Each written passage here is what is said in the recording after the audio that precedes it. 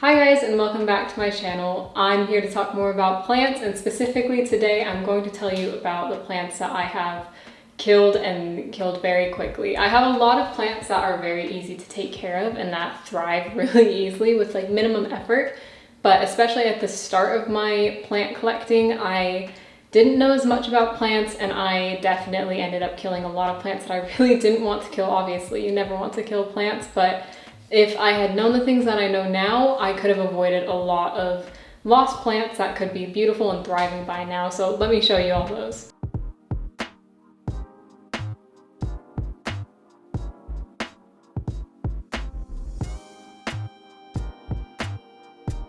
Number one on my list is probably the saddest I've ever been, because I was super excited for this plant because it was super different than anything that I had had. And it was definitely one of my first plant purchases after I got into the regular houseplants. But it is this big, beautiful Alocasia poly. And it was so different than all the other plants that I saw in that nursery that day. And I got it for such a good price. I think it was only $16 or something for a massive one, or massive by my standards. But it was doing so well. It didn't put out any new growth, which I thought was weird, but I thought maybe it was just a slow grower, which it could be. But I just looked at it every day. I thought it was so cool. It was such a cool looking plant. And then one day I noticed one of the leaves yellowing, as I'm sure we're all very familiar with alocasias, but one of the leaves started yellowing, and I took a look at it, and of course there were spider mites. And I don't know if you guys all know this, but alocasias are so incredibly prone to getting spider mites, and it hurts me so much because they're always the prettiest plants. I even went to a nursery just this weekend and saw a bunch of the, I believe they're called elephant ears. You know, people use them in landscaping and really tropical humid places like Florida and such, but they had a bunch of elephant ears out right now because it's spring and everybody's starting to plant in their front yards now. And on almost every single one that I walked past, there was so much spider mite webbing, and I ran out of the nursery as soon as I saw that, just because I didn't want to bring any home with me. And it just, so that one has definitely scarred me for life, and I don't know that I'll ever get an alocasia again, just because I've had such bad luck with spider mites and them just not going away no matter how much I do treatments and how much I take care of it. It just seems like spider mites are the never-ending enemy that comes up with me in houseplants.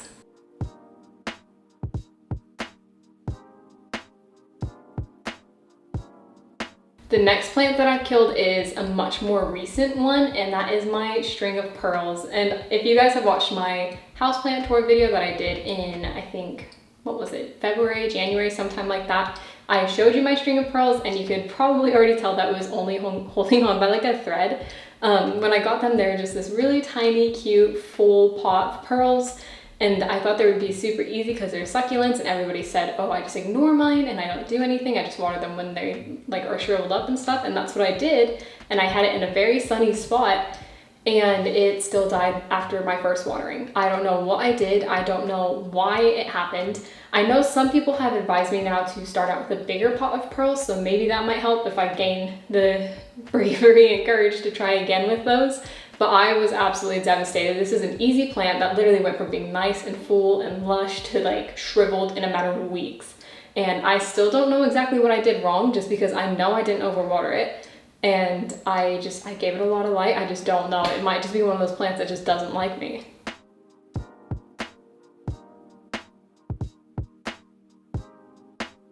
The next plant that I've killed was, again, one of the ones that I got at the start of collecting plants, and that is this arrowhead plant. I forget the actual technical term that they're called. I don't think it's Syngonium, but I think it's in that same sort of family.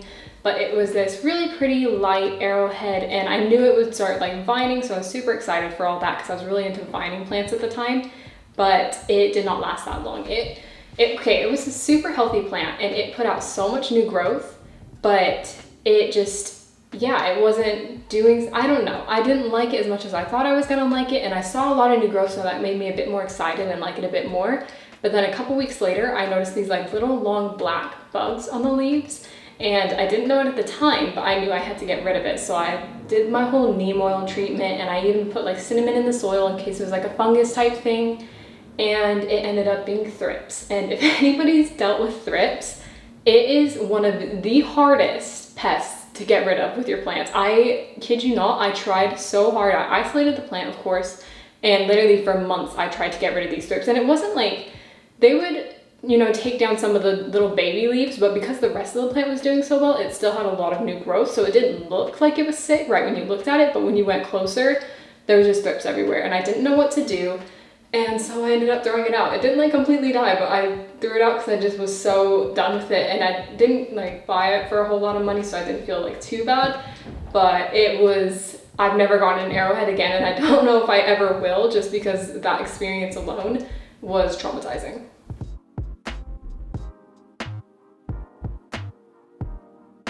Now the next plant that I've killed, I know this is gonna be like a really long list and I'm ashamed of it, but it is what it is. The next plant that I've killed is actually Calathea, and I believe the variation is Calathea dotty. I was super excited about this plant because I love the really dark leaves with the pink, and I thought it was so pretty.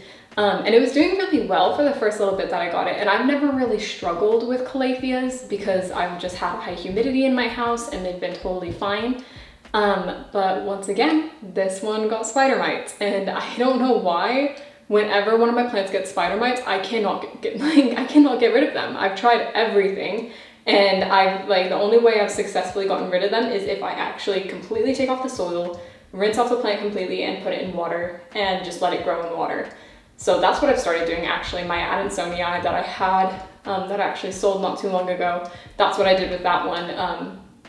Right when I got it, it had some spider mites on it that came with it, and I was just like, I'm not even gonna deal with this, so I just popped it out of its soil, rinsed all the soil off, and put it into water, and then it never had any issues again for like the months that I had it. But this Calathea dotty I was so sad because it just like was the prettiest plant. I was looking forward to it so much, and it got spider mites, and I tried to get rid of them, but it was like a weird type of spider mite too. It like ate the leaf like it usually does, and like left all those little dots and everything, but then like the stem started going really like almost like soggy and rotten, even though like the roots were totally fine. And I don't know, it was something completely different than I was ever used to dealing with, but I couldn't deal with it then too. So that was done, and I cannot get another one of those as well, just because it scarred me so bad.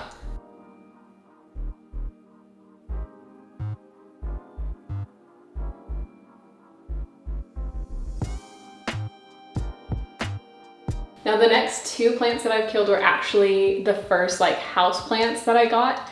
And so when I first bought them, first of all, I didn't know what to look for because I hadn't done a ton of research into houseplants, so I didn't quite know the warning signs of pests, that you could even get pests on your houseplants.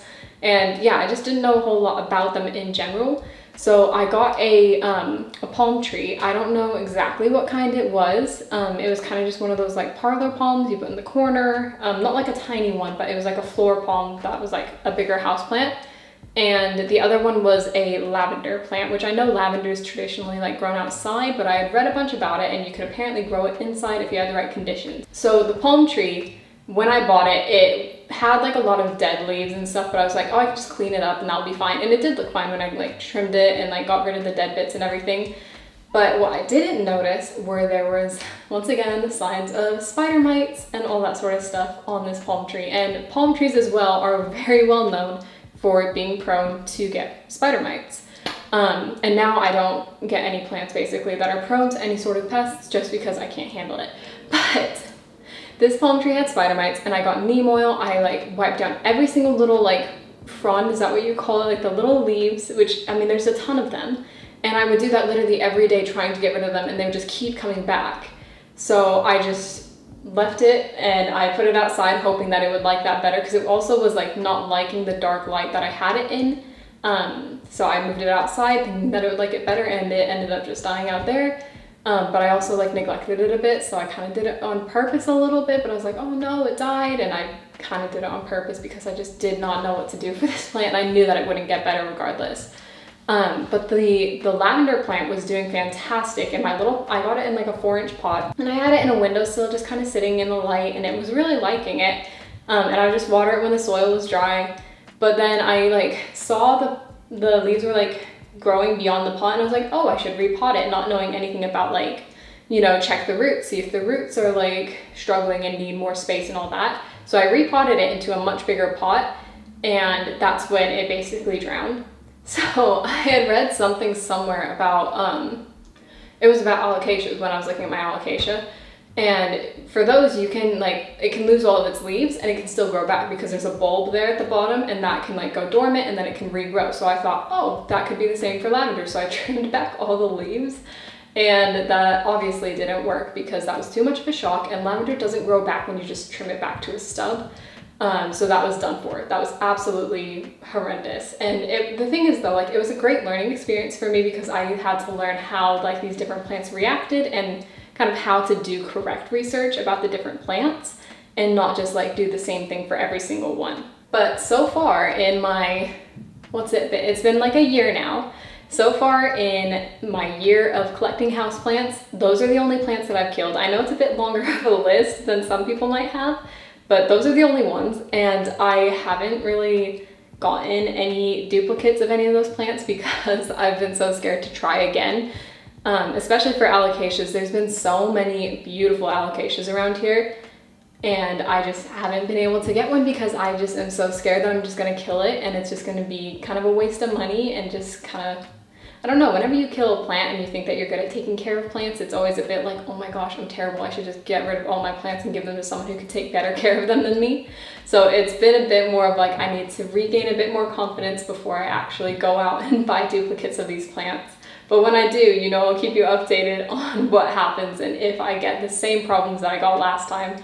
But yeah, those are all the plants that I killed. Let me know what your least favorite plant is because you've killed it in the comments down below. And if you enjoyed this video, please give it a thumbs up, and I'll see you guys later. Thanks for watching.